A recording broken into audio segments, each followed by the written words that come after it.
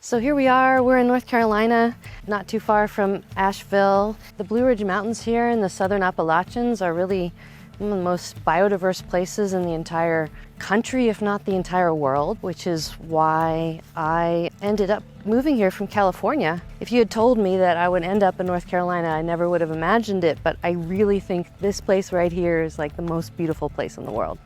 I always wanted to live in a cob house. When we got here, everything was so hectic and we weren't sure if we were going to be able to get a permit to build one for our main house. It didn't seem to work out, and so we compromised and we ended up building a wooden house instead, but I always wanted a little cob house. And my favorite builder in the whole world, a guy named Sunray Kelly, who built the temple at Harbin. I happened to run into, when I was in Oregon, one of his apprentices, Sage Stoneman, who had lived on Sunray's property for a long time, and Sage was available to come out. We designed this. I call it hobbit hinge because it's actually tiny. It's less than 12 by 12, which is the maximum that you can have without a permit, but at the same time it's actually kind of grand. We did this timber framing, so that ended up looking to me like Stonehenge with this sort of kind of an epic soaring quality. These wings took on this kind of bird-like quality. The door ended up being very hobbity. I'm hobbit-sized, so it fits me perfectly. I ended up just getting this stained glass and all the windows salvaged, and then we kind of built around those. Some of my favorite things are this bench and those little swirly decorations, little nooks for firewood. All of the wood is local. Most of it was harvested from the land. It has a certain type of spaciousness because the walls lean out a little bit and the roof is high. Like everything, we made this table out of a slab. We took down 6 trees when we built the main house, and all these like light bricks came from a 150-year-old house that I salvaged off of Craigslist. It took about 3 months to build. It was basically just sage, really, and my friend John came out to help for a week, and he was the muscle behind doing the timber framing.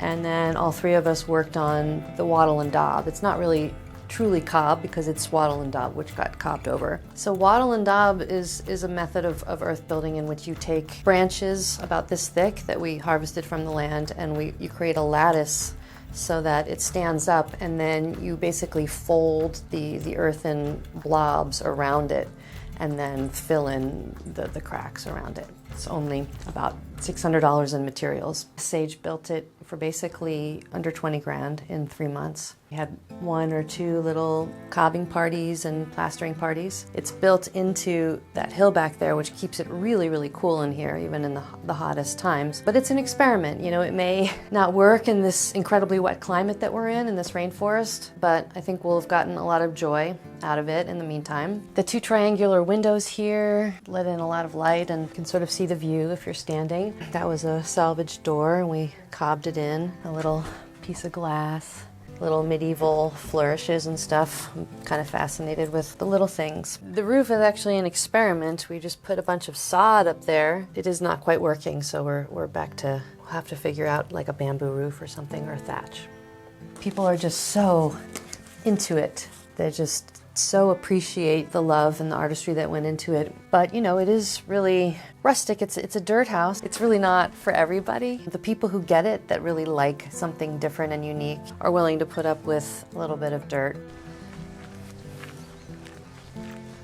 The kitchen just came together. It's the kitchen that the Hobbit house uses, and campers, and my friend Leica built it. I had all this wood left over from the 6 trees that we cut down to build the house, and then had it milled. You know, the kitchen stays dry, and there's electricity and running water, so it's pretty handy for groups to use when they're camping and stuff. So this is the Geodesic dome. I close it down in the winter unless somebody really hardy wants to live in here, because it's you know, doesn't stay very warm. It's just a tent. There's a little kitchenette and a very comfortable bed. Kind of everything you need for a short visit.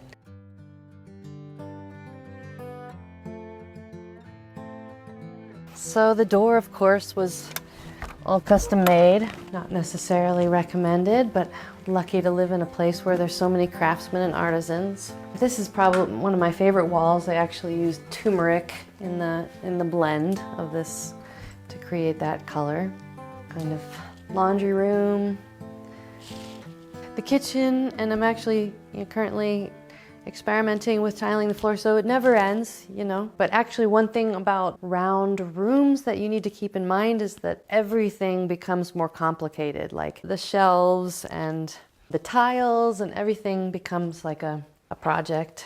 We worked with a lot of like shiny micas and stuff. This is another favorite trim. This is like this black walnut we took down. I'm kind of obsessed with light fixtures. Like there was this company, Quoizel, going out of business right at the time I was sourcing light fixtures, so I kind of went crazy and got them all half off. Like that one over there in the library is kind of my favorite one. And then the bathroom was built around this tub that I got on Craigslist. There's this tile store in Charlotte that was going out of business, and I just went there and went, I'll take 8 boxes of that and 4 boxes of that, and just completely wung it. It was like a year later that we actually got around to creating the shower and everything. It ended up being exactly the right amount of tile. I got these 2 doors, $400 for the 2 of them off Craigslist, and when he delivered them, like I realized that they had actually like salvaged out of a high school in Youngstown, Ohio, which is where my mom went to high school. I was like, everything was just so kind of magical.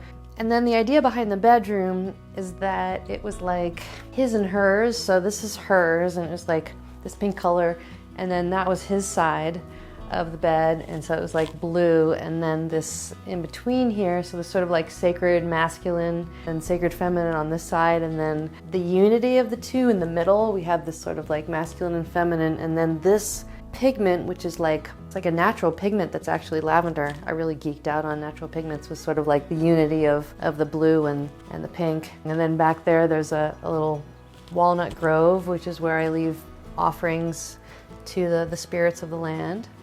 This is Kira. She inspected every single thing that was built in the house. At the end of the day, when we were finished building, she would go straight to the new thing. Like new countertop, she'd go straight there and be like, yes, I like it. And we didn't really think to build closets, which is another type 2 error. And wood stove. I really love this little hallway. Because the whole house was like so much bigger than I personally would have wanted, I wanted this little womb room, which is basically like blackout fabrics. So like if I've been out all night, I can come in here and sleep during the day in this little cozy space. I can give credit to my ex Andres. I will praise him for the enormous amount of sweat that he put into this and the artistry that he put into this. And it was thanks to him that he was able to have the vision to know that this window would be framing this view so perfectly.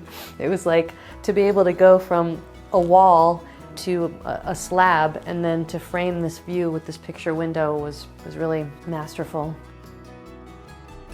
The driving force of my life is to protect this piece of wilderness, this little buffer of wild land that's so beautiful that like the nature sounds speak to me and speak to my guests. Since I have no children, to pass that on to a nonprofit to protect this land and have it as a sanctuary for people who are in need of nature healing. TantricTrance.com is my website, and then I have The Scientific Heretic is where I have my writings, which is all about ancient civilizations and the nature of dominator cultures and what I see about science. Thank you guys so much for being interested in my little piece of paradise. Thank you all so much for listening.